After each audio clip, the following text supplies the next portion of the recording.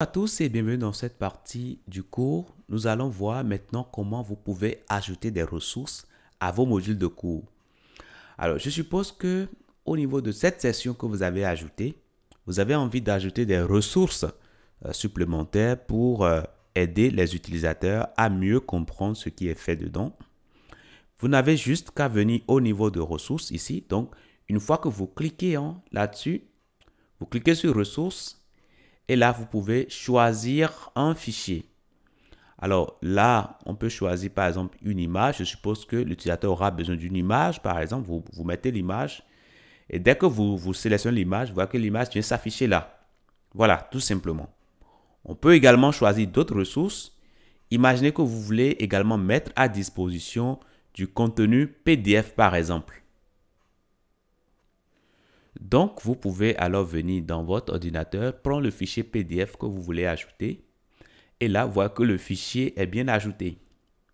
Alors, au niveau de article, je suppose que vous voulez ajouter des ressources. Donc, vous venez, vous cliquez sur l'icône ici qui vous permet de voir les détails, ressources, et là, vous pouvez également choisir un fichier.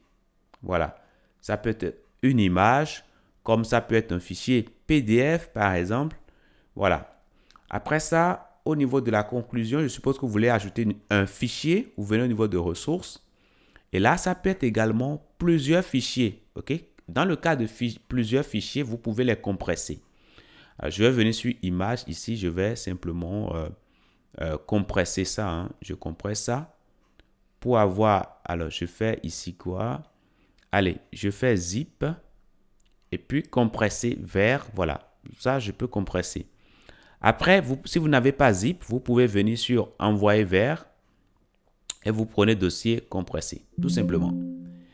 Et là, normalement, impossible de compresser, renommer le fichier ou le répertoire.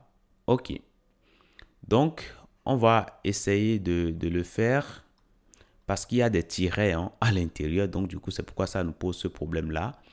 Mais ce que je voulais dire juste par ici, c'est que un dossier que vous compressez ou bien un fichier que vous compressez, vous pouvez également le mettre voilà, comme ressource. Donc, envoyer vers, et puis je peux mettre dossier compressé ici. Là, je mets ici dossier, voilà, par exemple, OK. Et donc ça, je peux choisir cela, tout simplement. Et là, vous voyez que c'est là, désormais. Donc, on peut prévisualiser en allant sur aperçu. Et là, désormais, ici, qu'est-ce qu'on constate?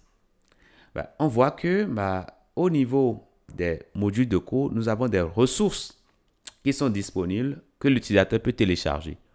On peut cliquer sur une ressource, par exemple, et là, le téléchargement sera réalisé. OK? Vous voyez que le téléchargement est réalisé. On peut le mettre là.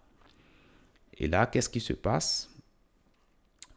Vous voyez, le téléchargement est réalisé. Donc, on peut l'ouvrir pour voir directement. Voilà. Ça, c'est bon. On peut venir au niveau de l'article ici. Et là, vous voyez qu'il y a des fichiers. On peut également les télécharger. Donc, bref, ce qu'on vient de faire tout à l'heure là, on vient d'ajouter des ressources qui seront disponibles pour les utilisateurs. Les utilisateurs, voilà leur espace de formation qui se trouve ici. Donc, ils auront les modules de cours et ils pourront télécharger les ressources que vous mettez à disposition. Donc, non seulement ils vont pouvoir suivre les vidéos, ce qui est normal, mais en plus de cela, ils auront également les ressources. Je vous dis merci et à tout de suite.